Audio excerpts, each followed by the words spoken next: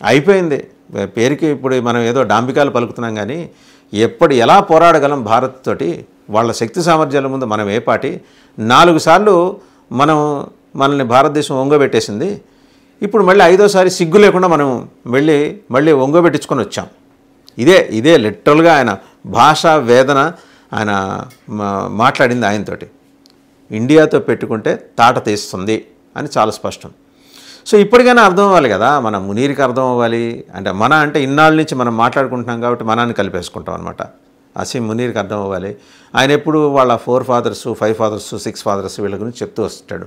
2 nation theory అంటాడు, indoctrination అంటాడు. హిందువులు వేరు, ముస్లిమ్స్ వేరు, హిందువులని ఈజీగా మనం భయపెట్టేయచ్చు, వాళ్ళ రక్తం చూస్తే భయపడతారని చెప్పే ఫిలాసఫర్స్ని ట్రైన్ చేసి పంపించాడు.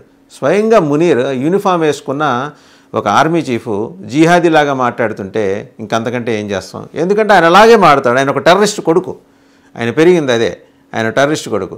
ఈయన ఇంకో టెర్రరిస్ట్ని తీసుకొచ్చి ISI చీఫ్గా చేశాడు, ఆసిమ్ మాలిక్.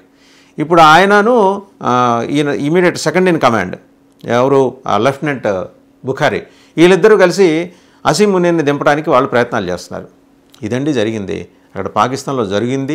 జరుగుతున్నది, జరగబోయేది కూడా మొత్తం ఆయన retired air marshal Masood Akhtar చెప్పారు. మొహమాటం లేకుండా చెప్తున్నారు. ఈయన ఇలా చెప్పాడు కదా, వాళ్ళ మంత్రులు ఏం చెప్తారు? ఒక ఆయన ఉంటాడు బిలావర్ భుట్టో అని, సింధులో నీళ్లు పారకపోతే భారతీయుల రక్తం ఇక్కడ పారిస్తామని. దుంపదేగా అసలు నువ్వు కరెక్ట్గా ముందర నీ తల్లిని చంపింది ఎవరు, నీ తాతని చంపింది ఎవరు, ఇవన్నీ ఆలోచించకుండా నువ్వు ఆ ముఠాతో కలిసిపోయి నువ్వు మళ్ళీ భారతదేశం మీద విషం కక్కుతావు.